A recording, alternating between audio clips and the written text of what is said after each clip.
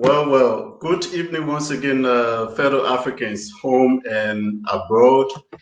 We would like to once again welcome you to the People's Talk Show. The People's Talk Show is in part and parcel of the People's News Africa. And the People's News Africa is that platform that brings you information relating to the growth and development of Africa. Is that platform that seeks to enlighten Africans home and abroad about their history, culture, pride, inheritance. And we are pleased once again that we have come your way where we can have an opportunity to discuss a very important topic that we feel resonate with each and every one of us.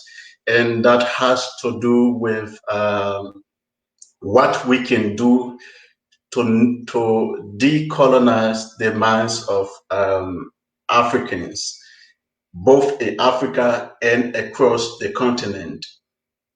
And this topic is very important. I feel personally is very important to each and every Africans, given our history over the period of time and the current situation that we find ourselves in. So I think it's only important that we can come together to discuss it and to find ways by which we can arrive at solutions and strategies as to how we can help to redeem the continent and improve the lives of the African people. So once again, we are glad that we have come your way and that you will be joining us as we discuss this very important topic.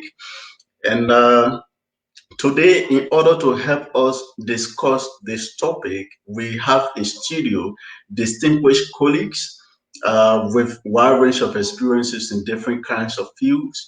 And we feel that their contribution will help to enlighten each and every one of us and will help to create or to close a particular knowledge gap that we feel is very important.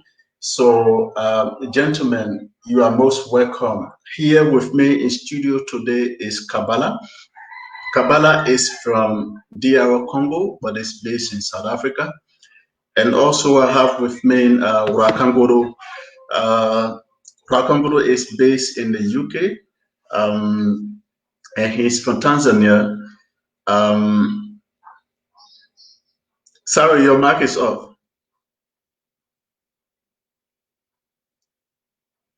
From Ethiopia. Sorry, my brother. From Ethiopia. And Isopan is from Nigeria, but he's based in Germany. And Kwajo Eje Yebua from Ghana, but is also based in Germany.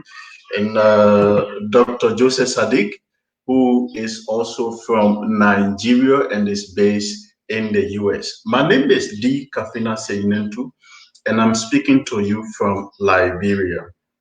So basically, the topic that we have to discuss today is what is needed to be done to decolonize the minds of Africans. And like you all know, decolonization itself is the change that colonized countries go through when they become politically independent from their former colonizers. Okay. However, decolonization itself is not merely a change of political independence, for example. Okay, like things like the structure of governments and other institutions, the way in which a particular country is economically organized, and as well as the way in which former colonial subjects were encouraged to think or were encouraged to act, are often still determined by the former colonizer, okay, or the former colonial powers.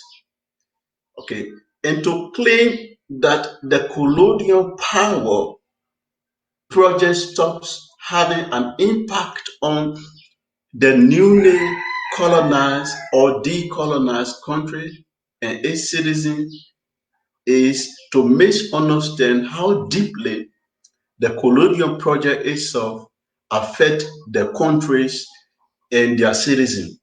So it is from this background that we are more interested to discuss this particular topic so that we can all reason together as to how we can live from this cage of being controlled or being in the process of thinking the way countries were programmed to think and act, right? So we will be listening to our distinguished colleagues in studio today to provide their knowledge and to provide information on this particular topic. So, gentlemen, having said that, I would like to welcome you. And before we go through today's discussion to all of our listening audience and the viewers, I would like you to please take your time to share this show on your distinguished page and in your various groups. The more you share, the more we have people benefiting from these discussions as well. And the more we have contribution as to what we can do to help improve the content of our discussion and everything that we feel is helpful to helping to redeem the continent. So once again, gentlemen, I'd like to welcome each and every one of you, and I want to say thank you so much for making it your business to be a part of today's discussion. It is not a mistake that you have agreed to be a part of the panel. So I will begin quickly by going to Ragagoro. You see, the issue or the topic of decolonization is a very deep topic that has a very great history, right? Especially as the experiences of Africa is concerned. But I would just like you to take a few minutes of your time to briefly discuss what decolonization is and why is it important for the Africans' mind to be decolonized. Thank you, my brother. You are most welcome. Yes, thank you, Mr. Kafina, and thank you everyone for coming. And the time, I'm sure, times like this one matters for all of us. We are setting a platform, we are setting an example, and it's only when we kind of like step forward that we can make a change. So the time we are investing, I'm sure we are sowing a seed that can help the Africa of tomorrow and building the Africa that we want. So going straight to the topic of today about decolonization of African mind is, I would say, if we say to decolonize, that means there has been a colonization. So how can people of Africa, which we all know that most of African countries and people have been decolonized, have been colonized. So those are, colony goes with a lot of strings of can be physically, mentally, or economically, at every aspect, socially as well. So that influence that takes somebody, or that take a people, not only somebody, a people's freedom of thinking, freedom of self-actualization, freedom of expression. They are even physical liberty. So it takes the person. It creates a sense of denial. When the colonizers have come to Africa, they have taken all that aspect of from physical to psychological aspect of the freedom of African people. So with that, I will say colony has created a myth in African mind, which is in terms of, it has created a myth of self-denial. It has created an influence of saying, okay, that being black itself is a sign of, because it goes in the narrative of Christianity and belief that a black skin is a sense of a kind of like bring darkness, so bring a bad luck. It is that's why Africa is actually somehow poor. But so with that, it leads to an African person to live always a life of feeling guilty in a sense of you always need, when you are guilty, then you always want repentance, it leads to more to seek to sanctify yourself, to cleanse yourself at every aspect, trying to raise that you can also become recognized as somebody. So the sense of the loss of self-esteem, all those things. So that's what we want to tackle, those things that which is an outside influence that was brought into the African mind by the colonizers. The spiritual, we are talking today, most importantly, although the colonizers have left Africa, it's almost maybe is now 60 years since most African countries has gained independence, but there is still the psychological colony. That's what we are trying to address today. So although then I would say this is more of the outsiders' problem, the colonizers' problem, but today the African people have inherited that to make it their own problem. Africa has become now the African, because the colonizer has already left Africa, but we can say as per se, not practical, not physically. We can say they are not there. We claim independence, but although the structure, the imperial neo-colonialism influence still exists, but if we can say we are no longer living on the chain, that freedom of the political aspect is still there, but the aspect of the African person to free himself is still difficult. So what does it acquire now? We have inherited this influence from the colonizers. Do we have to live with it forever?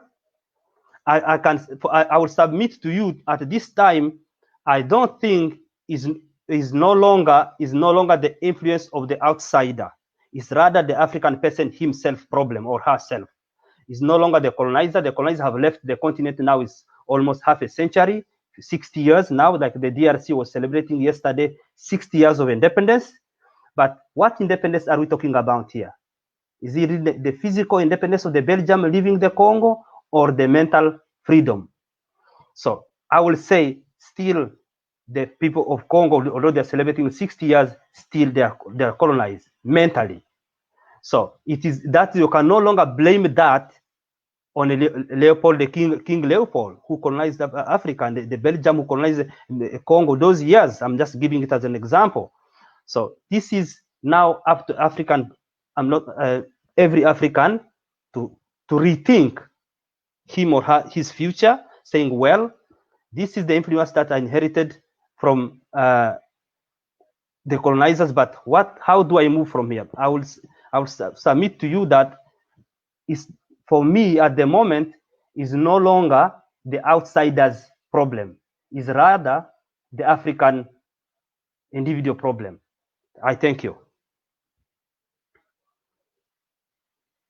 Thank you so much, Isaac, for your very insightful comment and for this historical perspective that we feel is very important to reflect upon. I will come quickly to Kabbalah. Kabbalah, you will bear me witness that if I should frame the concept and the struggle to decolonize the minds of Africans as a project, right? When you say that this decolonization project in Africa is an unfinished or incomplete project, because if you carefully look across the continent, efforts that have been made over the years by nationalists, African nationalists who struggle for political independence and economic freedom and liberation, most of those people have come and gone. Things that they struggle for over the years are still like existing, and given the effort that they've made over time, comparing it to what has happened now, you would find arguably much different in terms of the willingness of our leaders nowadays to forge ahead the agenda that those nationally had before. Do you see the project to be an unfinished business or something that is incomplete? You're most welcome, brother. Well, thank you so much, Kafina. Thank you to everyone to be participants in this platform today. As I said, it's always a pleasure for me to be part of this discussion to enlighten African mind and African people so that we can create for ourselves the world that we need. Talking about decolonization of African people, and specifically to that question of the business of decolonization, if it's a unfinished business. Indeed, it is unfinished business because, as Marcus Garvey said, it's easy to raise strong children than to correct a broken man. So we have to look in the context of Africa being uh, colonized, what we have been going through under the rule, under the domination of the barbarians from Europe, what was happening there, and the process that began to I mean, by African people to seek what is called independence and what is happening today in order to understand precisely what has shifted, what has changed so far.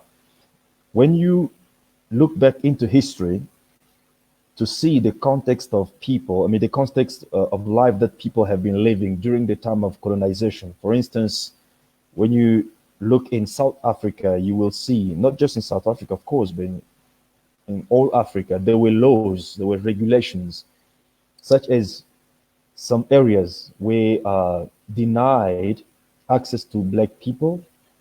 Some activities were not permitted for black people to do.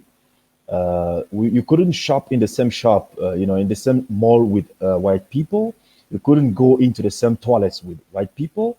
You couldn't enter the same bus with white people. Obviously, there was colonization was kind of segregation and domination. So that being a structure or a reality of that time, what was the motivation of these uneducated masses of African people? They were asking for the same opportunity that they were obviously seeing white men enjoying. They wanted to have, the opportunity to go into the same restaurants with white people, to go into the same cinema, to go to use the same, public transports, not to enjoy the things that from which they were, segregated from. I think that was for many uneducated masses. That was the motivation for them. Freedom or decolonization means exactly enjoying the same opportunity that white people enjoyed. So, in other words, or to be brief in that explanation, we're asking to be participant or to be part of white men's comfort zone or white men's privilege, if I may put it in that way, is what we are actually realizing today. Like in South Africa, you see people obviously saying that we are free simply because we have the opportunity to go into the same restaurants with the white people, to shop in the same shopping mall with the white people. But that is not what decolonization simply means, because the destruction which was done, it was also psychological. At that level, there's no yet a job that has been done in order to reverse the order which was established in the minds of African people to always look at themselves as subhuman or second class citizens whenever they find themselves with white people. There's no a fundamental job that has been done so far to eradicate, that psychological conditioning of African people to think they are inferior, and most importantly, to regain or to claim the power, because the problem was the power. You see, the problem was the power, and that power is what we still don't have up until now. Until we get the power, then we can talk about decolonization of Africa. Maybe I should leave it here for the next opportunity. Then we can talk about how we can go, how we can go about decolonizing Africa. But to answer briefly to your question, yes, the business of decolonization is unfinished business because we went for wrong thing. We went for with noble motive, but for a wrong reason. And so we're still what we are today. Thank you so Thank you. much, Kabela, for your very insightful contribution, having the power to be able to decolonize the minds of Africans. Before I come to Kwajo, I would like to go quickly to Dr. Sadiq. Dr. Sadiq, you might want to agree with me that education plays a very central role in these discussions as far as decolonization is concerned. Okay, what it might mean to decolonize one's mind, more precisely, what is the relationship between decolonizing the minds of, say, for example, the intellectual communities or the intellectual landscape, and that of decolonizing the actual mind of the ordinary citizen. Because the reason I'm proceeding this way, I want people to understand when we're talking about decolonizing the minds of Africans, there are a lot of things that are interplaying. So if we begin by distinguishing between a certain categories of these discussions, like looking at the intellectual community and looking at the average people who think the way they think because of certain things that has happened that we may not have an opportunity to be able to look upon, will be very critical for their understanding. So Dr. Sadiq, you're most welcome, please. Um, Thank you very much, Mr. Moderator. Uh, my co-debaters, I want to use this opportunity to thank you all for being here today. It's a pleasure to be part of you in this program once again. The issue of colonization or decolonization, when we look at the literal meaning of what that word stands for, and when we look at the applications of how it is on man, then you all want to agree with me that that nobody here can underestimate the art of a man. The art of a man is extremely what is important. It has nothing to do with education. It has to do with his perception. It has to do with his experience. It has to do with his belief. In as much as far that education aid us more in ascertaining some certain facts about life or looking at life in a different lenses, the unfortunate thing is that the numbers of those educated minds in Africa today compared to that mind that is strict on what it is now or that is refused to be educated is so much at ugly disproportion to each other. We have lesser unto the people who feel that should be a change, and we have higher number to the people who believe that the status quo should not be changed and we should kind of live the way things are and kind of live our lives and move on. Mr. Isaac and Kabbalah, they said something so profound, which I feel it would be the tenet of us looking deeply in if we want to have any kind of a change in life. You see, decolonization is an act of change, is a form of change. What it is, that is, we are no longer here physically, but mentally we are here with you. We are in your brain. And no education will take something that is psychologically affects people away as easily as something that is actually very physical. The struggle for Africa between 1817 and 1900 ended with all Africans being controlled by the Western world. And after the Second World War, that was between the 1950s and 1975, is when we started seeing people talking about decolonization. I'm talking about what you did for over 100 years. Now, we're now talking about changing the attitude of the people, unfortunately, for both educated minds and non-educated minds. There was a point in time that Africa accepted their fate the way it is. And they just felt that, let me just care for my family, let me just care for myself, let me care for my neighbors, and just let us move on. God is going to help us. God is going to help us. Well, I don't know, because what we are seeing on the ground today is reminiscence of what happened 100 years ago. Yes, they are not here physically, but they are still right here in the individual's mind. They're here. They're here. And it's until man change that mental attitude the song by one of the reggae musicians. He said, until we change our mental attitude, we can never be free. We ain't going to be free because it is here. It is right here. So when we talk about education, education goes, it's just, education is an enlightenment. And I said something before now, that what we are looking at right now is about a change. But how many people are ready to accept that change today? How many people are you going to take out of their comfort zone? Even though they are so educated, they are saying, listen, there is a change, there is something must change in the air. Are you telling me the man whose sole existence, whose riches are getting away from trampling on other people? Are you the one you are going to tell him to change? Or who? The people who are ready right now in Africa to accept change are the people who are suffering. Because it can't get worse than what it is for them anymore. They are seeing this oppression day and night. They want to get out of it. Those are the people who are ready for change.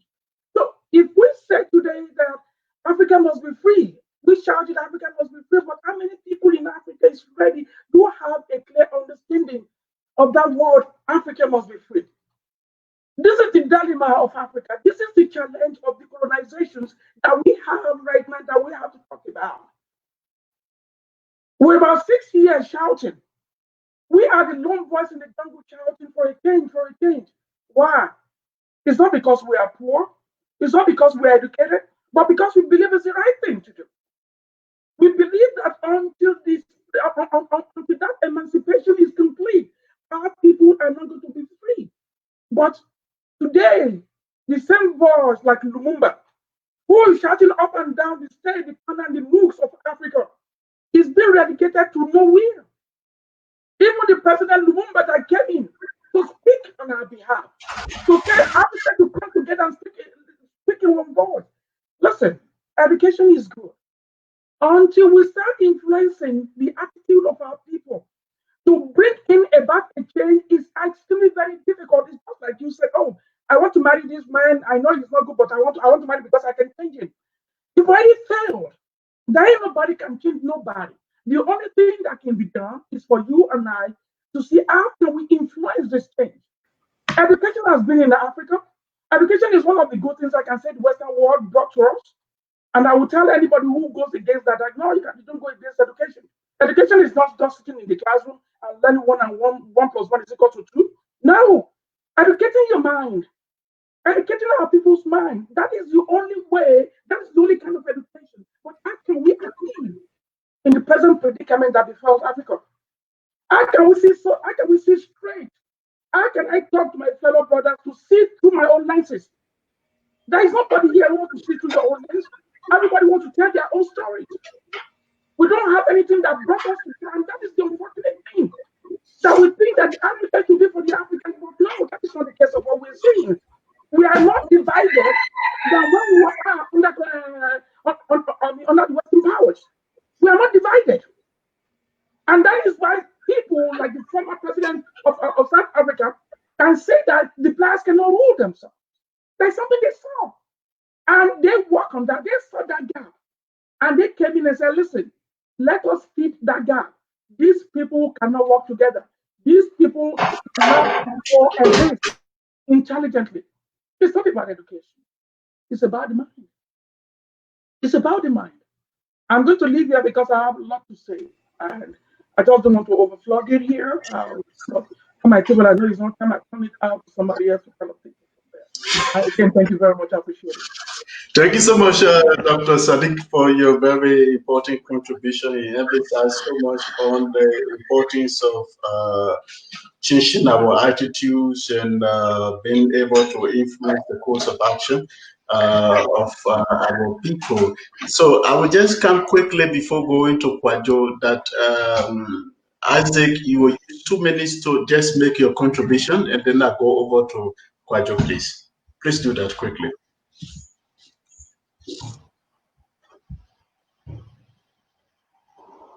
Yeah, and thank you very much, and thank you, Mr. Our brother up here, what's his name? The name are going, guys. I can't see the people's name. What's going on? Joseph, yes. For Joseph and Kabbalah for your contribution, guys. And also thank you for the moderator. I think this, as we are just from drawing from everyone's contribution, I think we are all agreeing to the fact that there is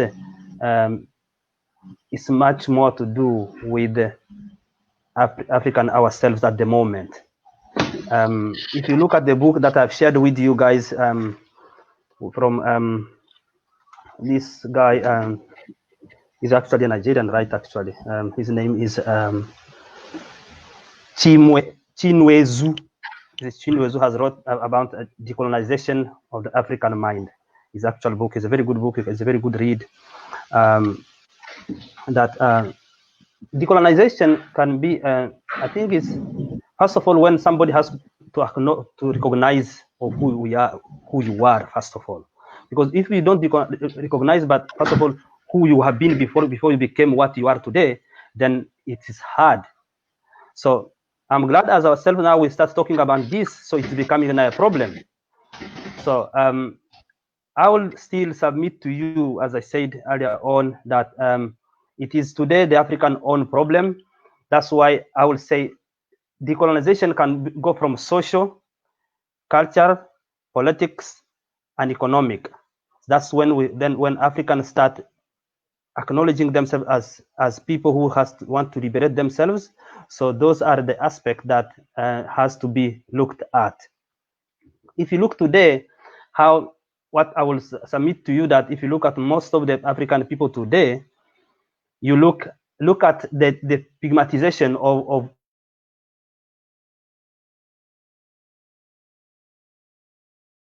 Your mic is off, Isaac. Yes, sorry. You see a lot of African people bleach.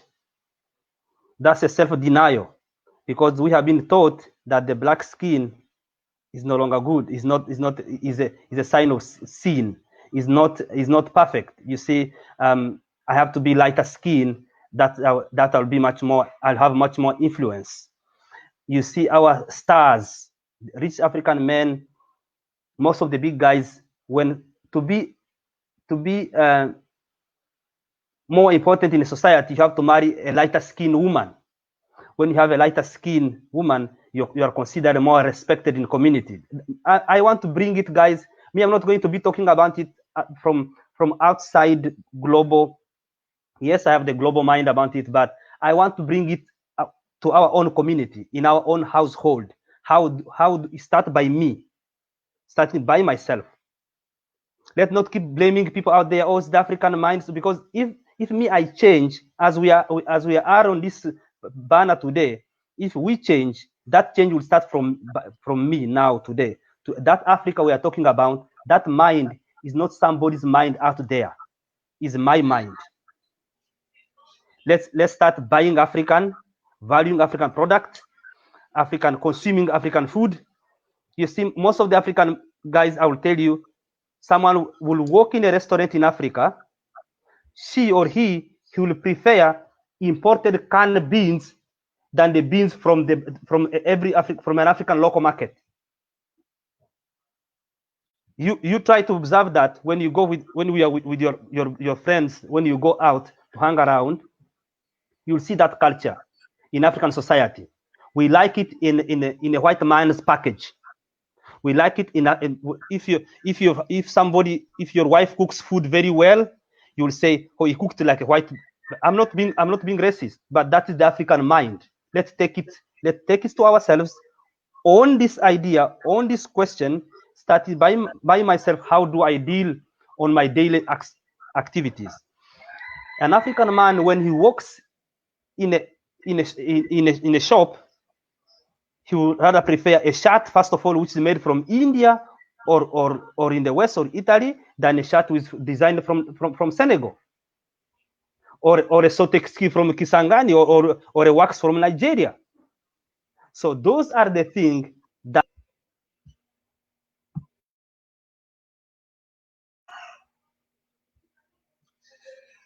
Well, it's fortunate that Isaac dropped. We hope that he'll be able to rejoin us. Okay, Kwajo, let me. Okay, I am still there. Have I dropped? okay, you're welcome back. Thank you. Yeah. Please go ahead in 30 seconds, please. Yes. So I will say this decolonization of African mind is not an African mind who is out there. Is an African of ourselves. From this panel today, we have to start thinking: how do I address my? How do I take my day? How do How do I do my shopping? How do I eat? From eating habit, from how I dress up, and how what I use as cosmetic. People are bleaching all over Africa. Our women are wearing fake hairs. We are the one who turn the waste of our society into resources. That's where that is by itself is one of the hugest denial of self, because if you don't accept yourself as you are, nobody out there can accept you how you are, can accept you as an individual. I thank you very much. That's my Thank you so contribution. much, Isaac. Highly appreciate your contribution. And I want to bear witness with you. You know, growing up, Africans are usually grown to think from childhood that the schools that we went to, most missionary schools, for example, you were taught to think that African languages, our culture, tradition, and practices are backward, right? And they are devil, they are dark practices, they are uncivilized, and all these kinds of stuff. So, how do we ourselves re-enlighten our minds to think the other way around, or reconstitute our mind in order to think in a positive direction that will help to liberate the continent? Thank you so much, my brother. Then I will go quickly to Kwajo and then Isopan. Uh, Kwajo, the continent is carved up in terms of imperial uh, makers, and its people are identified in terms of colonizers. Say, for example, the French people want to identify with France, or the countries that were colonized. The French countries that were colonized, the countries that were colonized by French people want to identify with France. Likewise for Great Britain, right? So it's something that is like continuing for a very long time. And the tragedy is that African leaders in post-colony wish that the system of colonization returned accurately, with they themselves being the new colonizers. Okay, as we can see what is happening across the continent now, using countries like Cameroon as an example or a case in point, right? Do you perceive any indicators that African leaders are even thinking about helping to contribute to the debate of decolonizing the minds of their people? What are your most welcome, please? Thank you very much, Kafina. Let me take the 5 minutes to break my view in sequence, and then I'll be able to respond to your question about the role of African leaders in decolonizing the minds of the African people. Now, it was interesting that I think Kabbalah pointed out clearly that to decolonize you need power. It is one most important thing that I have heard, and it sounds so true. To blame ourselves is the last thing that I would do, because if I do so, then it means I don't understand the process through which we got ourselves into colonization, or we got our mind into the state for which we find ourselves today. Now, why is it that the African woman prefer to bleach, or like the average African prefer to bleach their skin? Why do the African woman prefer to wear foreign hair? If you start to blame the people without analyzing the basis, how they came into being, then we are failing to actually address the fundamental problem that we have in our society. I understand that there was a time we fought for independence, and we were given the shallow independence that we have today. But when we got the independence, if we have, we didn't actually work on the basic things that we need to be able to prepare our minds for the independence that we have gotten. But why do we get ourselves in this case? I think that one of the viewers, Christina Trangi, she said many Europeans want, or many white people want to see Africa develop, because the development of Africa and empowerment of Africa is important to the world. That is the more reason why we got this independence we have, because more people started agitating from everywhere in the world, from Europe, from America, everywhere. They started agitating that Africa should be given their freedom. But reality, colonization is not anything. It is an imperial business. It is a capitalist business. And capitalism is not just about Europe. It is about few individuals. And those people realize that, yes, indeed, our own people are turning our back against us. Our own people are saying that we are exploiting these people too much. Therefore, we need to find a new way to colonize and exploit them the way we will be able to get whatever we are getting. So colonization, indeed, Africa never had our freedom. It was just a changing of position. Just pick one of us, two of us, three of us, train us, and then feed ourselves to some extent, and then use them as agents to control our system. So if I want to say, there is no way that you will say that Europe wants us to develop. For that matter, we have responsibility to develop ourselves. The reality is that we are still colonized. The same colonization we had, now we still have the same colonization, only in the position that our own people have become the agent, instead of the French, the English, or the Portuguese sending people from England to France, wherever, to come and take position. Our own people have been put in the position to exploit the system for the benefit of the same colonizers. So I think that in reality, we cannot count on this kind of leadership to be able to decolonize or to set agenda for decolonization, because they are new agents of the colonizers. They are not our leaders. The political system we have today, the political parties, whatever we have today, in reality, they are just institutions of the oppressor to use us. So the masses of Africa today are only giving legitimacy to the colonization.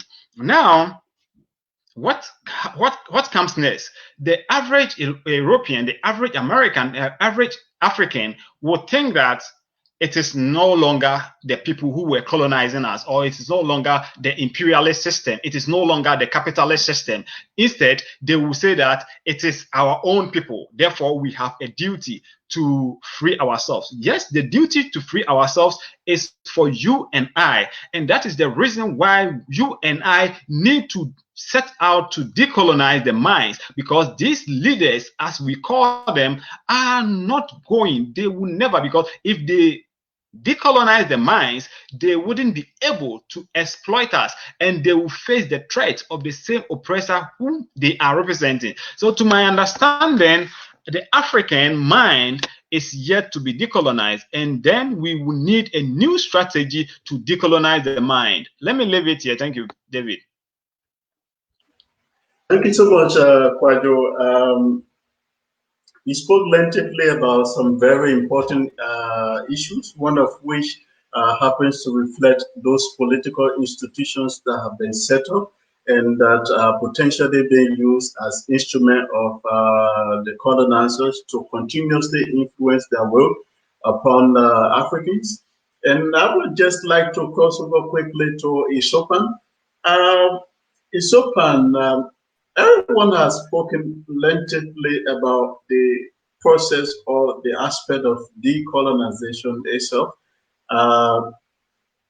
How do we begin the process of decolonizing Africa?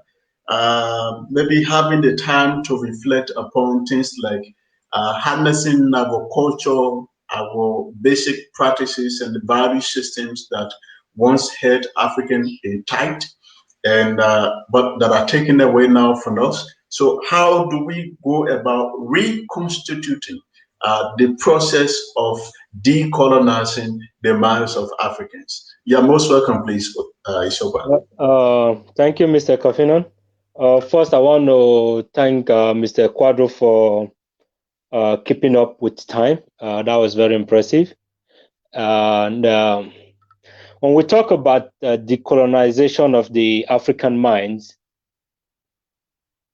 it's not a simple subject to discuss, because it's something that has been implanted in us for so long, and we've been told that everything that we represent is inferior compared to the way of the white man. We were told and taught to act and present ourselves as the white culture deemed fit. We were taught to adopt the foreign culture of the Western world, and in rebuke to our own culture and way of life. And this system has encaged us, and most of us have foreign names. Most of us depend on foreign stuffs. If we don't have foreign names, it seems like you're backward. If you don't have a white wedding, it seems like you are not reigning in town. And then we've actually adopted the white man's culture in neglect of our own culture. And there's one thing I would like us to understand.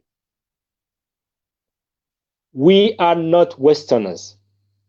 We should stop trying to present ourselves as such. We are who we are without apology. We have not forced our culture and way of life on others, and they shouldn't force their way of life and culture on us. It's as simple as that. We should be proud of who we are.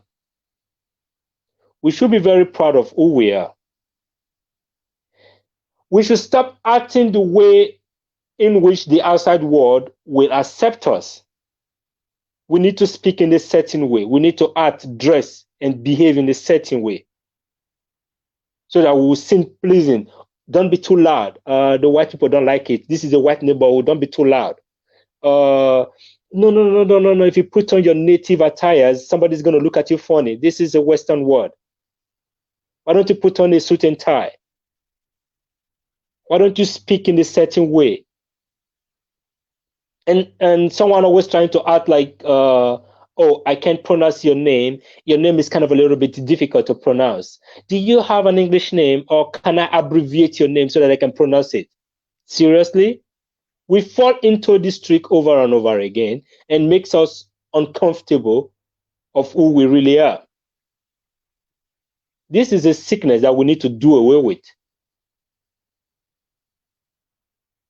This same way of thinking has made it impossible for us to be authentic, to be our genuine selves. When you walk in another man's shadow, you will always remain in his or her shadow.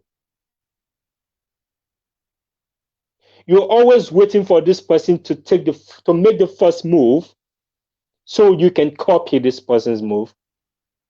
That way your originality is dead and gone. You become a copycat. We should stop acting in a way that makes other people feel comfortable around us. If they cannot accept us the way we are, then they should leave us alone. We shouldn't change who we are, change our way of life, so someone else can feel comfortable around us.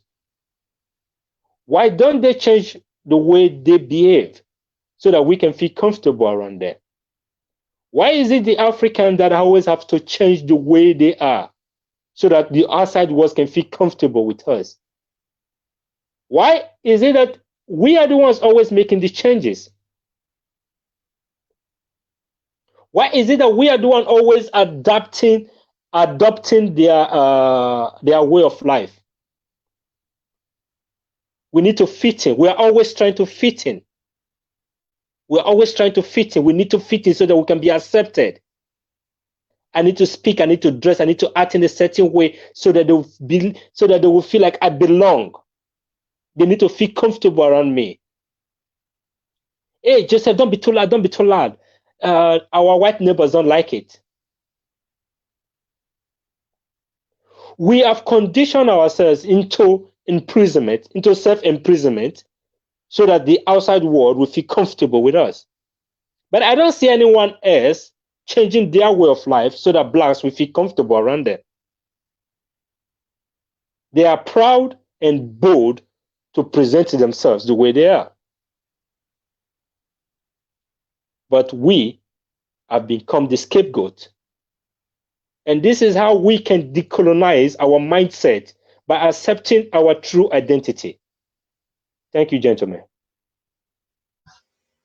Thank you so much, Isopan, and thank you to every one of you, gentlemen. Fellow Africans, we once again want to say thank you so much for being with us for the first half of our discussion. Today, we've had the time to review a very important topic that looks around what we need to decolonize the minds of Africans. And if you follow quite rightly, the debate of decolonization is very important that we engage in conversation like this, because we feel the system that has been created and that was built over the years has held us hostage, such that we can think beyond a certain level, or our thinking processes have been influenced to an extent that we seem to be programmed to work according to the will and pleasure of certain group of people. We think it's hard time that Africa overcomes such a challenge. And we want to thank you that you have made it your business to be a part of the discussion, and to our distinguished panels. We thank you for these meaningful contributions so far. We just want to encourage all of those watching us to please make it your business to help us share this particular show, because that way we have many people who benefit from the discussions, and we also have many people coming to join to participate in the debate as well. So once again, I'm in studio this evening along with Kwagagoro from Ethiopia, and is based in the UK, and Kabbalah from DR Congo is also in South Africa. Dr. Joseph Sadiq from Nigeria and is based in the US.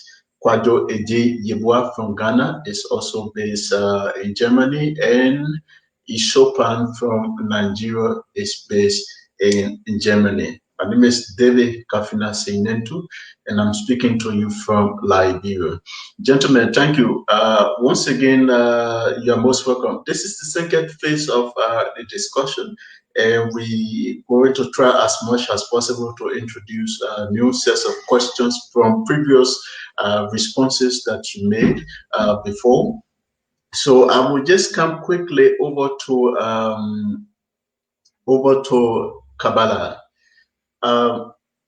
Kabbalah, the values of the colonizers or the oppressors, which judge the colonized, like Africans, for example, to be inferior and backward, are internalized within the colonized or within our institutions that Kwadwo started talking about, and those kinds of values that Isupan made mention of.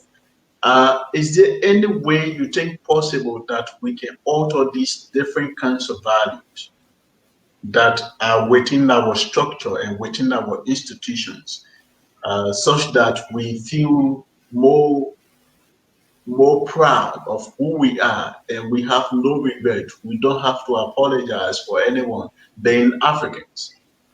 You're most welcome, please, my brother. Yes, definitely. There is possibility to reverse the situation, even though it might be a very difficult job to do, which is not going to be done in 5 years or 10 years, because without reversing psychological conditioning of that black people have gone through, it's very, very much even dangerous for some African people who would want to do something in order to correct the conditions of people in Africa. For example, uh, I'll give you one example of Che Guevara when he was captured by Bolivian soldiers with the help of a shepherd. When the soldiers asked this shepherd, "Why do you accuse or betray someone who's fighting for your freedom?" You know what the guy said? He said, "No, this man is a troublemaker. The crippling of the bullets of guns is disturbing my cattle, so I cannot stand this for a long time. So he has to go away, definitely." So he was betrayed by people for whom he was actually fighting for. And the same situation as well when the Napoleon invaded what you call Alexandria, Egypt. There was this soldier who was fighting against the who was fighting against the invader army, and finally he lost the war, but at the high cost for Napoleon. So when he was captured, Napoleon said, "Well, I can't kill you. I don't want history to remember me as a person who has killed the people who fight for their independence. So I will release you if you pay 10 measures of gold." And the guy, with too much confidence, he said, I'm indebted for 100 measures of gold. If you can walk me in the market of Alexandria, people will be able to donate the money that you need for my freedom. Now, the guy was marched through the markets of Alexandria, being chained, and nobody paid for him. In fact, people say that this is a troublemaker. He disturbs our business. And from that point, Napoleon decided to kill him, not because he didn't pay the money or because of his soldiers he lost in the war, but simply because he said, "Because you were fighting for people who are ignorant." Fighting for people who are ignorant is like self-immolating yourself on fire to light the way for people who are blind. So definitely we have to begin firstly by changing the mindset of the people so that people can understand some of the strategies that we can implement in order to bring about the end goal, which is the freedom and the independence, total independence of Africa. And without that, without really focusing on people, re-educating people in raising in them the values of African or of Africanity, people for whom we are fighting we tend to be our enemies. They will consider us as their enemies and they'll fight against us. That's why you see Malcolm X was killed, of course, by FBI, but by using the same people who looked like him. That's why you see Patrick Lumumba was betrayed by the person who looks like him. That's why, again, Thomas Sankara was destroyed by someone who just looked like him. So where do we have to begin? We have to begin with the decolonization of information and the history. Because the first thing that was colonized was not just the people, but it was the information. And the most important colonization that happened was the colonization of the image of God.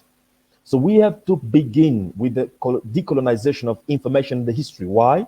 As the ancestor John Clark said it. History is a clock, is the compass that people use to find themselves in a map of human geography. You know, history tells the people what they have been, and where they have been, who they are, and where they are, and who they are, and most importantly, history tells the people where they must be and what they must be. And the relationship between history and the people is the same as relationship between mother and a child. So we have to begin with that part.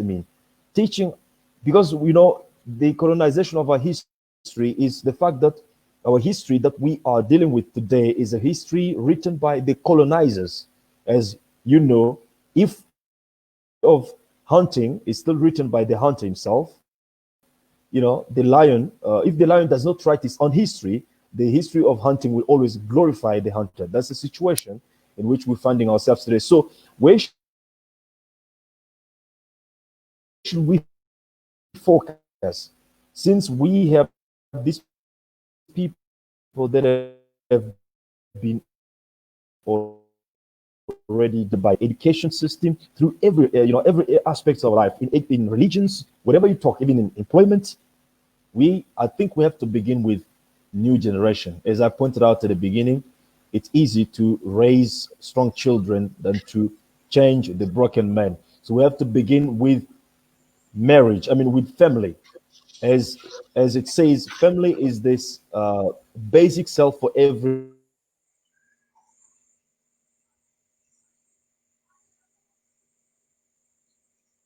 society. So we have to begin with family, children. That is how we can go about it. Thank you. Thank you so much, Kabbalah, for your very, very strong points. Okay, he started talking about changing the mindset of the people, and then decolonizing the kind of information and the history of the people that was redesigned over the years. Dr. Sadiq and Kabbalah, two of you share similar points when it comes to changing the mindset of the people. You spoke earlier on about changing attitudes, and Kabbalah is also talking about changing the mindset of the people. And you mentioned the importance of, or you talk about education in the process, but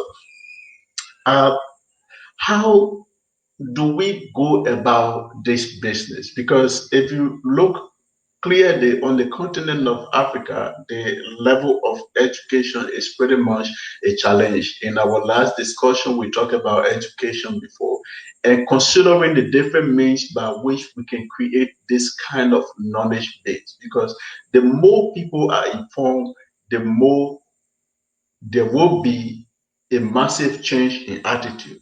So, how do we go about creating a kind of radical movement that provides a massive awareness to help change the minds of people and change the attitudes of people that you may mention before? Dr. Siddiq. Thank you very much, Mr. Moderator. I hope you guys can hear me a little bit better now. Yeah, thank you. Thank you very much. Education, like we were saying before, is not literally what you learn in the four walls of a school of a classroom. Experience can be education. What you observe can be education. The irony is that how do we change the mind of the masses so they can understand what the truth is? And that is educating their mind in order for them to understand who they are, where we are, and what is our goal is. Again, it's a very difficult task, but I know the road to Rome, start with a step. And what is the first step we have to look here? Number one, we all have to come to the understanding and clear that there is a challenge after the so-called decolonization of Africa by the Western power. We all have to understand, we need to understand where is the mindset of people in doing that. And if we have to actually deal with this situation that we have to take it by state, state by state, tribe by tribe, country by country. We do not have any kind of opiscopy templates that fit all. It's never going to happen. But we've said it several times that our education starts by understanding who we are. And that is what is our culture. When the white man came in here, the first thing he understood from his own perspective is take away their culture, strip them naked of what they are. Then we can get them. And this is proof to any human nature that the first thing you can do to a man, especially when you have a prisoner, strip him of everything he ever heard. Let him become a non-entity, a no person. Then you can deal with it. Because what? There is so limit to what human endurance is. There's so much limit to what we human beings can actually endure. Our case is, where is our tradition? Where do we have our tradition? I remember we were talking about these, we are talking about some of our heritage some few weeks back here. I said, if you go to any of our universities today, the department in anthropology, how far is it existing in any university in Africa today? Where somebody like me, when we were growing young, I mean, when we were young and we were into those institutions, we can see the formidability of anthropological departments all over the place. But today, it's been eroded. You don't find those things. Even though you get down there, you can just see by name that this is anthropologist department here. Get down in, that is nothing. But go today to the Western world.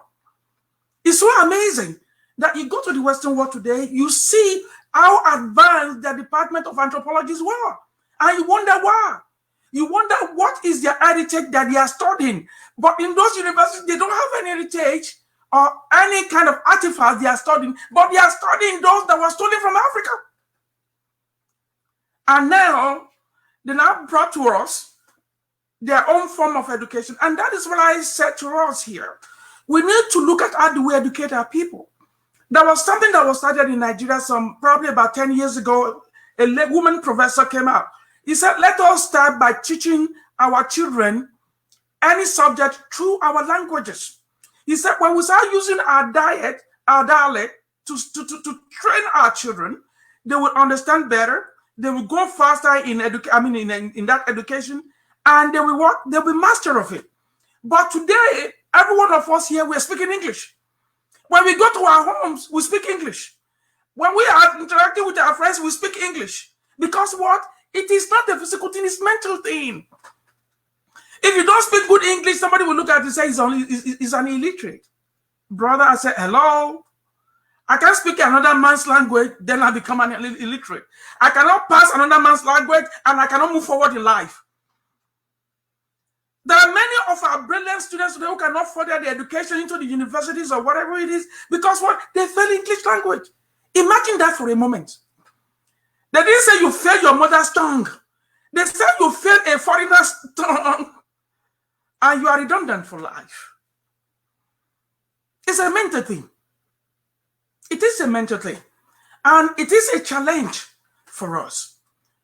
Because what? Those people who persistently kept us in this position, especially the people that look like us, are the people who understand, and they know that if they expose you to the truth, they won't be standing and they won't be occupying the position where they are today. So what do you do to it? Keep it in that position, feed him in that position, let him not go outside, let him not see beyond his nose. So that will be it. Listen, the day we understand our tradition, the day we understand who we are individually, that is a breakthrough to Africans' most challenged topic. And that is the only way we can take it little by little. I said it and I'm emphatic about it. There is no template fit all. We don't have that. Even though we have it, it's not going to work. Because I cannot be speaking Yoruba in Africa, outside Nigeria, and go to South Africa to speak the same language, and I want anybody to understand what I'm saying. Nobody's even interested in it, mark you. So the idea of eroding ourselves with the colonial mental slavery attitude from our head and try to love what we have. Ezekiel said, nobody's going to love you except you love yourself. Love what you have. Appreciate what you have. We are not. We cannot, because what? You don't produce anything. You don't create anything. Even to the toothpick we import. That is our mental attitude. We are consumers by all nature. That is not who we are. Our fathers are farmers. They rear goats. They grow seeds. They plant seeds. They cultivate. They do all those things. When they die, they leave a legacy of land. They leave a legacy of farm to us. But today, when I die, I leave a legacy of paper that belongs to another man that somebody can come and pick from me at any given time. No, we need to do much better. We can get back on the track. We need to recognize what is our foundations, what is our traditions, what is our role, who we are as an Africans. And we cannot take it at the ballpark of all Africans together, but we have to start from the grassroots. From there, we can keep on. If you see the way Obama won his presidency, he didn't just start from the top, he started from the grassroots. And that is the same way. We need to, our education needs to start from our grassroots, and the education has to be by our own people, for our own people, through their own voices, not through the lens of a Westerner. If we can do this, then we'll start getting to our promised land. The day a man realizes that he's mad, there's healing in the horizon. And that's when I know our healing is coming. Thank you, gentlemen. Thank you so much, Dr. Sadiq, for your very important contribution. Isaac, taking keynote from most of what Dr. Sadiq stressed, and especially getting the people themselves involved. You made mention before that the process of decolonizing the mass of Africans will not be complete if the people themselves are not involved in the process, right? So Dr. Sadiq started by talking about education, right? What is exactly the role of the people themselves, like the citizens, the general population?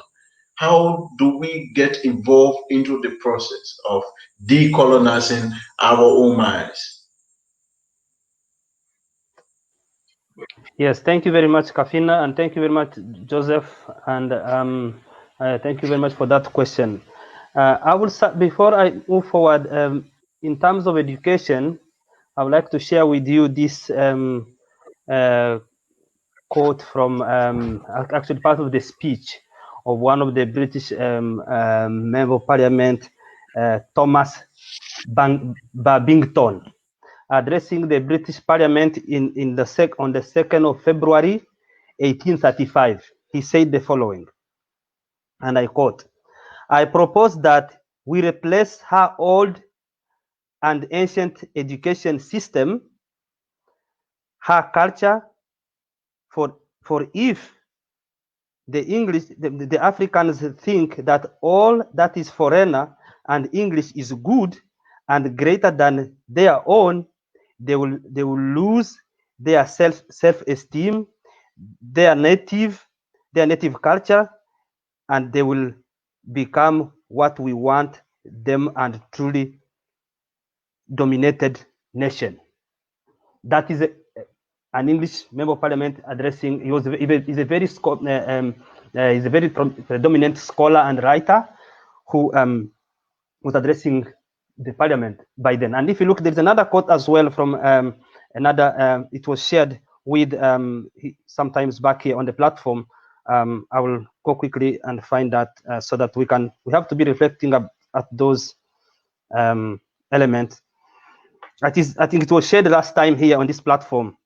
When you have been educated by the same person who made you a slave, when you find yourself worshiping the God of those who have tried and still trying to destroy you, when you replace your own health, you place your own health and in the hand of the same people who do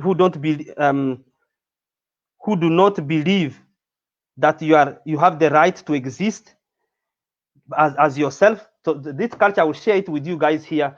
So the thing is, most of the colonizer, when they came in, they took away our culture and custom and way of thinking. So going back to what Joseph said, we need to discover ourselves. By discovering ourselves, then accepting ourselves.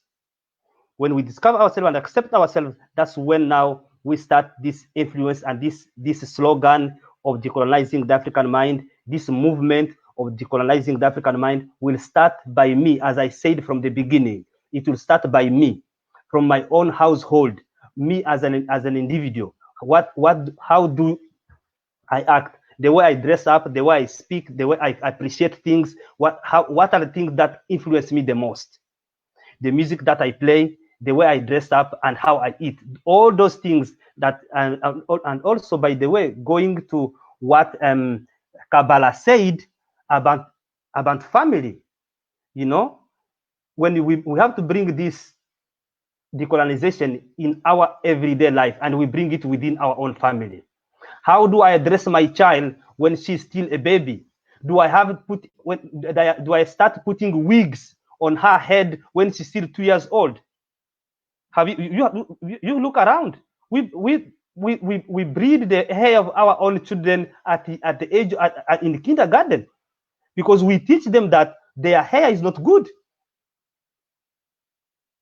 That's why we start. If we start by education, by what we get from university, from college, from school, that's not that's a knowledge. But education, in my own understanding, education starts from home. We go to school to gain knowledge. So if we have, we want to, if we talk of education, then that education has to start from our own, within our own family. We are, all of us here, I'm sure we are responsible men. We have families, we have sisters, we have brothers, we have our relatives. And the change, we should not be looking at changing the mass. As the saying goes in African culture, a fire started, the fire which is started on the matchstick can burn the entire village or entire bush. So let us ourselves here as people on this platform accept that the rejection of ourselves is the core problem of the African which is failing today. When we appreciate things in our own people, we don't appreciate them thinking, relying on how showing them the African royal model. We still believe education has robbed us. They have taught us that, like, look, for example, saying Christopher Colomb discovered America. Diego Cao discovered, I don't know, the part of the source of the Congo River. But the people in Congo were there already.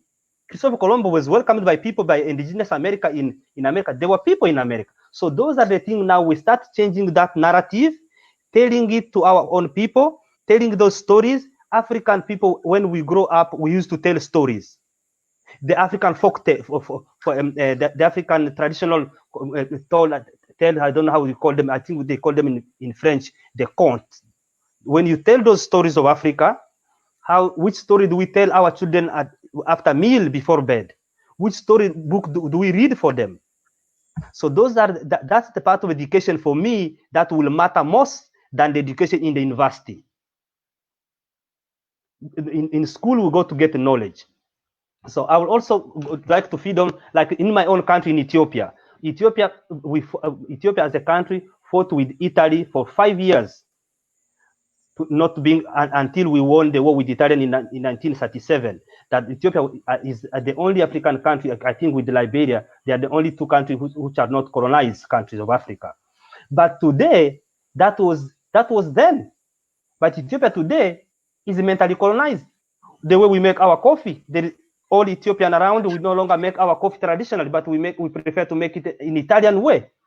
If you go in Ethiopian, the way we even the way people eat. So there are things that we need to start by accepting ourselves, accepting our everyday life, things we use in our own household. But from there, then we can move to change the world. Because before the change should start by me as an individual. I will submit to you guys this change we are talking about. Yes, Mr. Kwado said it is still the colonial influence. I understand the colonial influence is still there. It is in the background, but today an African person has the slice of making choice, has the possibility of making choice. If I go, as I said earlier on, because we don't contribute in our economy. If I buy imported food, I'm not contributing in African economy. If I consume the product that is made from abroad, as earlier as one of the platforms, the panelists said that we are only consumers. We don't produce. That's why our industry and our factory cannot continue to exist, because we don't consume our product. If we cannot consume the dairy, the milk from our own farm, we prefer needle.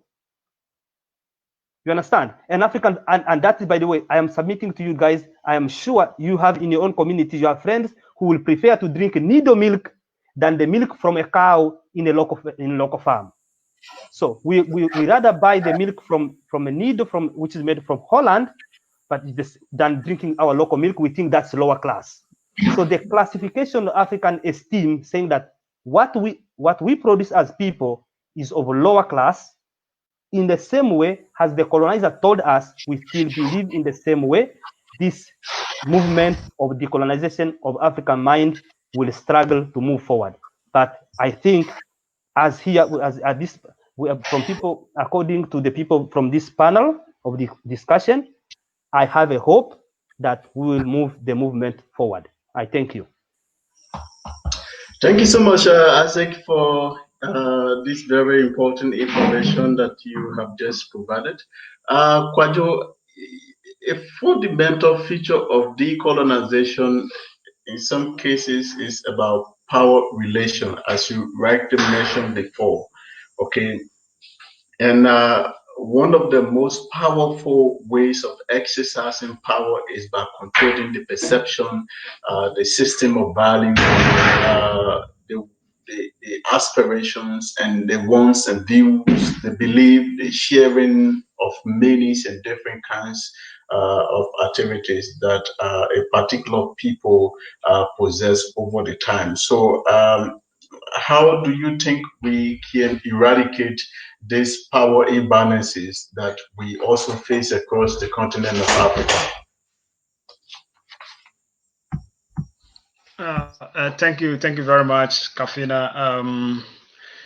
If I have to speak to issue about power, culture, and our activities, I would say that the colonizers, or we were colonized with plan, but do we have a plan for decolonization? That is a very fundamental question.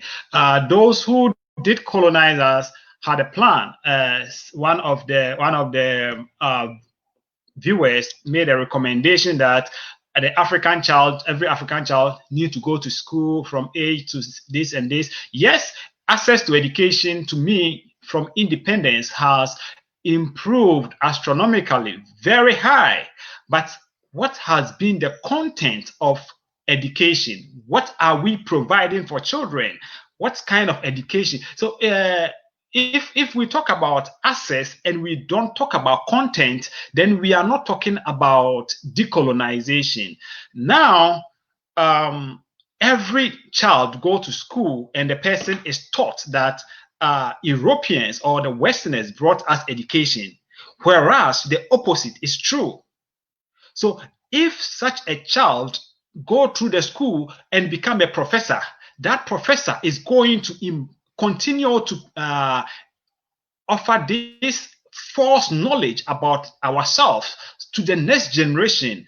We are rather in educating, recolonizing ourselves in the process. So I think that we need to have a plan. First and foremost, we need to have a plan to decolonization. What I want to say here is that the colonization took place over a period of not less than 400 years. Certainly, we do not need the same length of time to do the decolonization, if indeed we have plans. But without plans, we will become agents and we will become tools that will continue, progress, and even lost our way into any aspect of decolonization that we may think about tomorrow. Because if we fail to do that today, we are adding, or we are compounding the problem of decolonizing ourselves. In reality, if indeed we are going to talk about giving back the culture of the Africa, we need to think about history. And we need to think about history. What kind of history are we teaching our children? Today, I posted on my Facebook page when I was in school. I was in secondary school. West African Education System Council introduced a book called The Ancestral Sacrifice by Kaitri Akosomo Nyantechi. It was the first book I ever read, or first artistic work that I ever saw, for which the African traditional system stood up against the influence and oppression of the Western culture. In that book, as I said, as I want to point out, someone was a Roman Catholic Church member, and the child of that person went to the sacred forest, the ancestral, the traditional forest, which nobody's supposed to go. And what happened? The child, they're supposed to make a sacrifice in order to go to the forest and bring the child. The church refused, that they will not do, and for that matter, the ancestor could not protect the child, and the child died. In the end, they have to succumb to the culture and traditions, and then they have to perform. They have to put away their religion and perform the African traditions. In a very short time, that book was removed from the African traditional system. That book, which I bought mine less than $5. Today, you know what is being sold on the Amazon market? It is being sold nearly $1,000, nearly $1,000. What is happening here? It means that we do not have control of our own information. The rightful information that we have to provide for our children are being bought and sold and are kept away from ourselves. So I think that if indeed there is a way, everybody here have said we need to start from the basic, from the family. But what will be the work of the family if the family try to do their best and then the child spends 16 years in school, 20 years in school, and the education system is rather recolonizing and disempowering the child of their own identity? So these are some of the things. This is why I think that we need more. We need to do more. We need to start to come together and fight the power, the system that control ourselves and control our society. If you are able to fight the system and take away the oppressor's hand, which makes sure that we do not be able to have our system free, then we will be able to say, yes, we have the freedom to put in place education, culture, and everything that we need, and we'll be able to free ourselves. Let me end it here for someone to also continue. Thank you very much. Thank you so much, Kwajo. Fighting to ensure that these kinds of colonial systems are eradicated from us. Gentlemen, thank you for your very important contribution. Like the parable will go, every good thing must come to an end. We would like to draw the curtains around here. But before we do that, I will come back to each of you again to recollect your views on some particular aspect of the discussion that I will appreciate if you will be able to summarize in 1 minute as your parting statement. And let me begin by recognizing our many viewers and contributors. Kaman Ibrahim, Abbas Yunis, Kanano Kenaid, Frank Oje, Christina Trakne, Beringer, Owondo, and Nabin Hogo. I'm so sorry if I mispronounced your name. Please forgive me. But we want to thank you so much for your very meaningful contribution. And we will be looking up to you again next time when we shall be coming back with another very brand new topic, at which time we will be resoliciting your views. This has been the People's News Talk Show, a part and parcel of the People's News Africa, a platform that seeks to engage Africans on issues that affect their growth and development. And today we had a time to review a very important topic, and that has to do with what we can do to decolonize the minds of Africans. As you will agree with us, over the period of time that the process of colonization engulfed the continent of Africa, our culture, our practices, our values, our institutions were then abused, and we want to try and see how we quickly address these issues so that they don't continue over a long period of time, and that Africa come to their right place in global society. So once again, thank you so much that you have taken your time to be a part of the discussion. I will go quickly over to Kabbalah to give you a parting comments.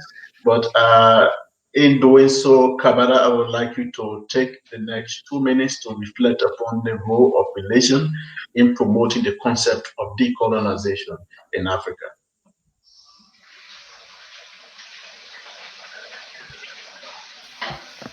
Well, thank you so much again. Before I actually give my summary, I would just want to quickly attend to the question of Tombi Boko. I think it's the second time that she's asking the same question about the colonizers kept us in the same conditions of colonization up until today, or are we the ones that are following them now? Well, quickly in answering the question, I can say that, if you as a woman, you go into a, obviously you walk in a jail, you are locked in a jail, and then you give birth to a child in a jail. Just an analogy that I give.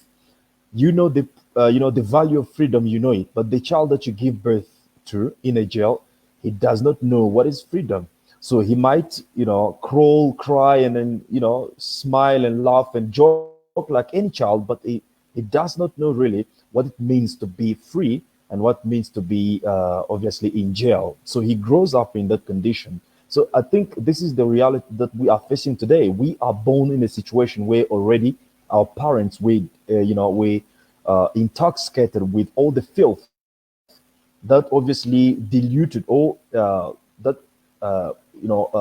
derailed us from the progress of our own culture, our cultural way and traditions. So we are evolving the same, with the same mentality of people who are oppressed. Sometimes we feel even better if we are oppressed than, affording to do something that can grant us freedom. So that being said, for me today to summarize the discussion, that I think we still have a big job, a great job to do in order to decolonize African mind. And as I said, my point is always from the family, because the men that, because the people that we have today, the old generation that we have today is already corrupted, and trying to decolonize from their own perspectives, like trying to have a cup which is half full with a juicy, trying to pour water in order to fill it with the water. Already there's something already inside there.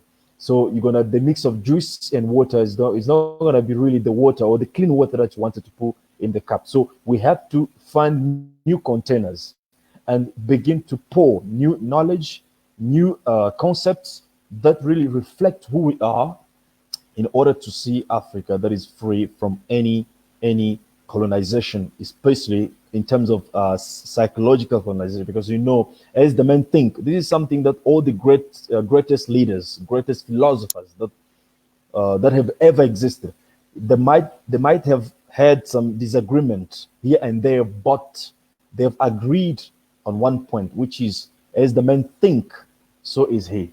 So it means if we can put new minds to make them think differently, definitely they will act differently, and Africa will be something different from what it is today. Thank you so much, and thank you to everyone who was with us as well, and enjoy. Thank you, Kabbalah. Let me go over to Kwadwo from the question raised by this sister. Are we the one who are actually imposing our will upon these people for acceptance, or the other way around? Please take the next 2 minutes.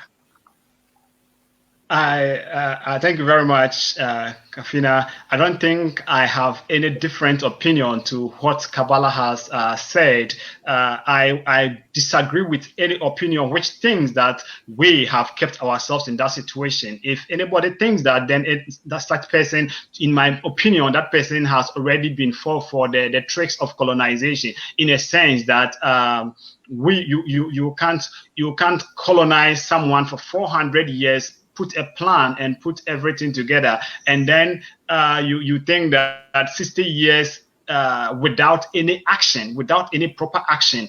60 years with the same time of the same person influencing, 60 years of the same time having the same agent who are serving the interests of the same colonizer, and you think that it is the fault of the Africa that the minds have not been decolonized. I think any such thinking is a minimalist thinking, and we need to rethink and know that if indeed we're going to change, then we need to do something. We need to have a plan to have decolonization. If after a psychological decolonization of which worth it, then we can say that maybe there is something. But for now, I think it is not the African problem. African has a problem that needs urgent solution. It seems Kafina's line is not active. On that note, I will take it up here and then continue to him. I'm there, Kwajo. I'm here. Thank you very much. Thank you so much for your contribution. Still going back to the question that lady raised, and you said we cannot hold Africans responsible. I will go over quickly to Dr. Siddiq. Dr. Siddiq, will you agree with the fact that we are imposing ourselves for acceptance to these people?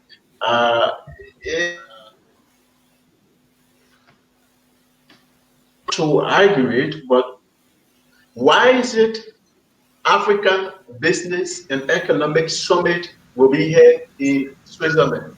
Why is it Africa Development Conferences will be held in Japan, in China, when it is about Africa? Don't we have voice to make, or simply we don't know what to do, or we just want to accept anything because we don't know how we can go about it? What is your take on that? Thank you again, Mr. Moderator. My fellow colleagues, I want to thank you. The issue of Africa and that which we discussed today, decolonization, is a very big issue in Africa, because the emancipation from mental slavery is still not our thing in Africa. We're still living by the rules in our mind, and everything that is happening here, like we've reiterated from the beginning, it's not about them. It is about us, because we kept ourselves where we are. We subject ourselves to whatever it is, and it's because we have not woken up, or because we've been subjected more by those people we elect to lead us. Unfortunately, when an eye-blind man has to lead the other blinds, what do you expect? Is only in Africa you see illiterates in terms of education managing the affair of so-called literate people. It's only in Africa those kind of stuff happen. So what do you expect? The colonial master left a master plan for us. And the master plan is they are going, but don't do anything behind me. So we are still answering unto those people. Let's ask ourselves that question. If we say today, I'm not going to answer to them. If today I'm not going to do what they do, what they ask us to do, am I not going to be a victim like Lumumba? Am I not going to be a victim like Thomas Sankara? Am I going to be a victim like many other people leaders that we have seen? I have read many books where say Africa must be free, Africa must be free. But Kenya must be free for how long? If this is a leader who wrote a book and told the people that Africa must be free, and at this time his own country is not even free, there's something wrong somewhere. There is something wrong somewhere.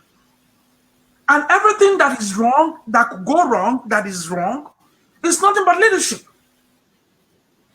It's nothing but leadership. We all sat here from morning and grieving on the fact that big seminars, what impacted Africa is being discussed not on African soil, but in another person's soil. Let us think about that a moment. Let's think about that a moment. Is Is that norm? Is that part of our norm? That is out of the context. This is something that we brought to ourselves because we can call expert today. We can say we don't want to be part of this. We will not be part of it. The only thing that is going to happen, and let me tell you, probably the fear they have is about the expansionist policies that is being doctrinated by the Western. They want to expand, they want to take over Africa. Hey, listen, ain't nobody going to do it. Nobody's going to come to Africa to overrun Africa.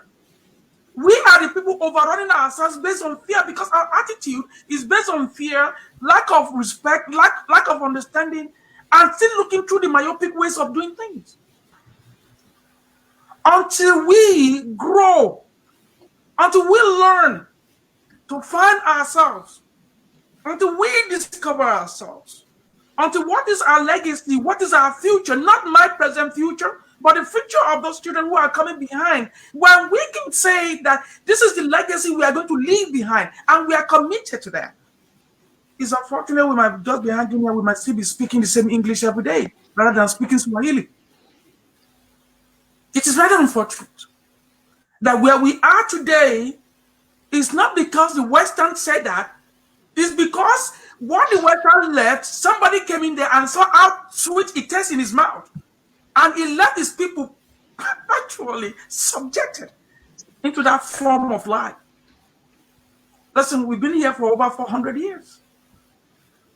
So what do we think? We think like our past. We smell like our past. Our orientation is about past, no future.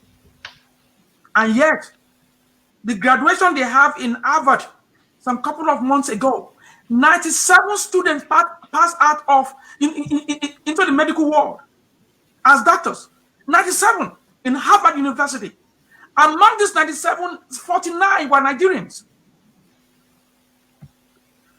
49 of 97 were Nigerians. I'm just using this as an example. Where are those minds going to be? Do you think they're coming back to Africa? We are not physically enslaved. We are not physically decolonized. We are mentally enslaved. And the colonization they are talking about is on the physical. It's not on the mental. We need to get that right. Thank you very much.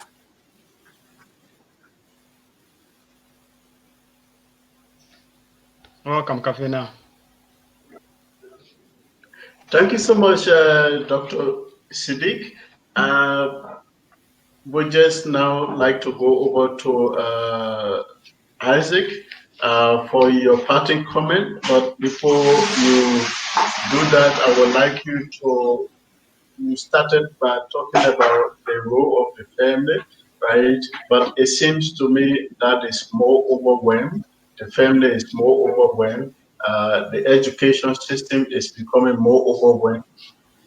Are there any other radical approach that we can take to ensure that we see the kind of change that we anticipate in our society? Yeah, thank you very much, Kafina. Thank you very much, guys, everyone, for this heated discussion, and we have shared really a lot. For me, I would like, I will still insist, I will back up my brother's Joseph's point of saying we are physically somehow, somewhere. Now we can make decisions. We are no longer in that colonial time when, you know, everything that we could think we could do was controlled and monitored or done by the colonizer. Yes, there is a political background and political influence is still there, which I actually acknowledge through structuralist powers of the global mega institutions. They influence African politics, decision making at every day at every level.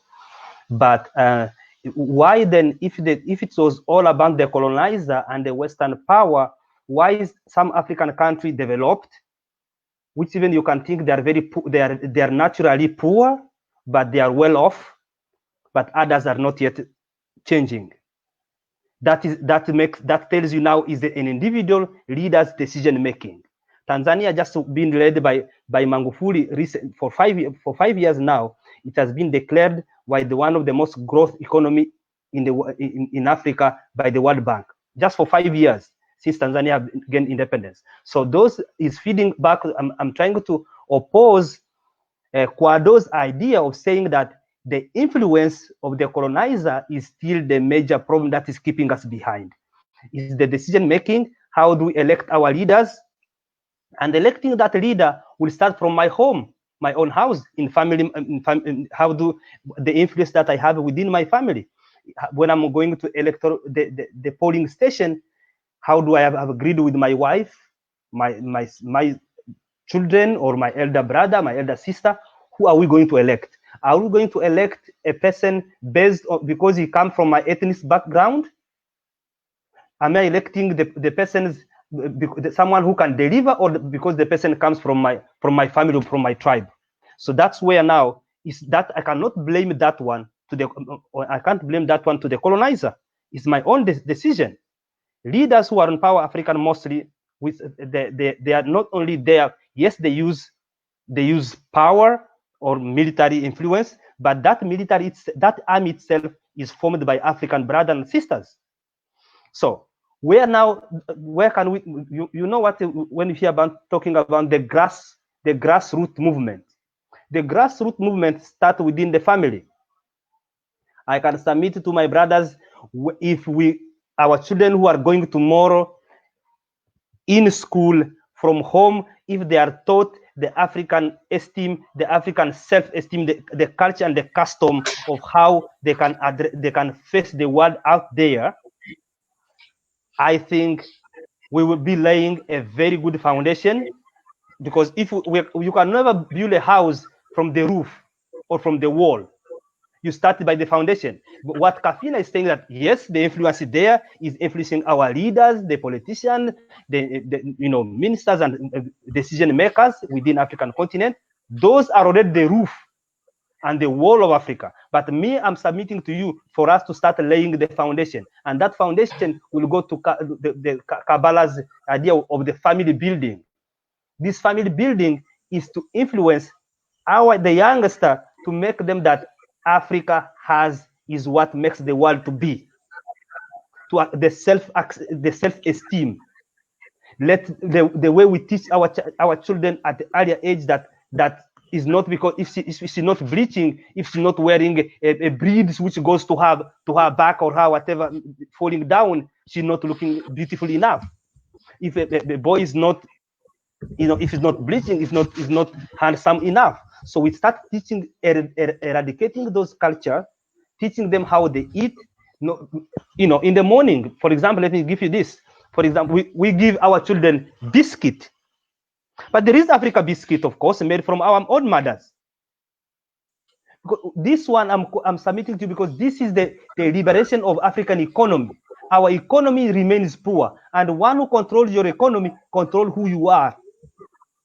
If we cannot consume what we produce, we can never influence the world. And remember, economy is the power, and who has money, who has the economy, has the power. That's why you can hear today the former French colony countries are still struggling to make end meet, because if you compare them with English colonizers, they are so far behind. Why? Because France is still controlling the economy.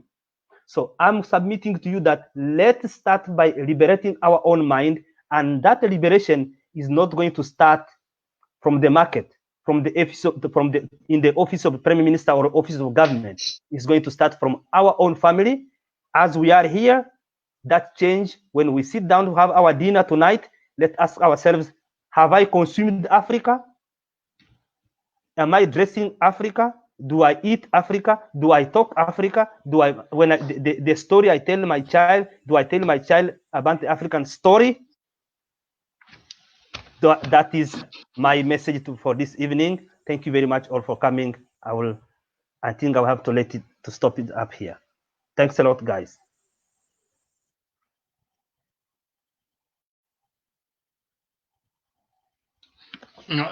Thank you very much. It seems Kafina is here, but he's not so active. I saw Kabbalah wanted to make a short comment, so I will give him the next 30 seconds or 40 seconds to make his comment. Then we can.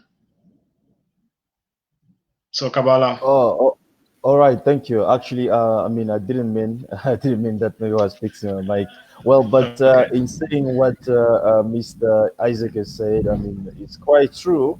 But we don't have to totally ignore the active influences that interfere into our endeavor of progress of liberating ourselves, because you have to see that on one side we are trying to unlock ourselves from the shackle of the colonialism, and on the other hand there are people who are pulling the strings to keep us in a position where they want us to be in order to take advantage of us. So we don't have to ignore that. And adding to your point of family, I think we have to look that the family is in danger right now. African families in danger.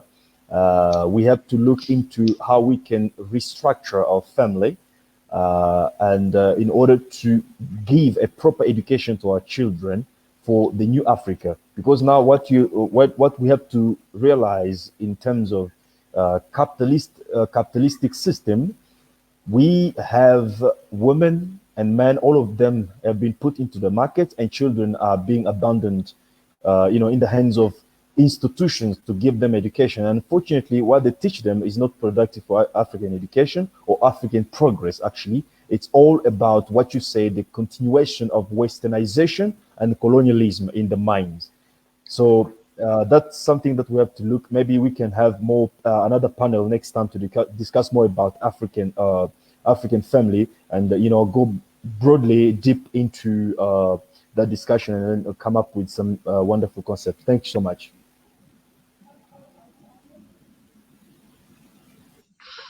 Okay, guys, we want to thank you, every one of you, for your very important contributions. We highly appreciate it. This is how we would like to bring the show. Thank all of our viewers, those who have tried to send forth their comments. And these comments made the discussion very fruitful and informative. So we highly appreciate it.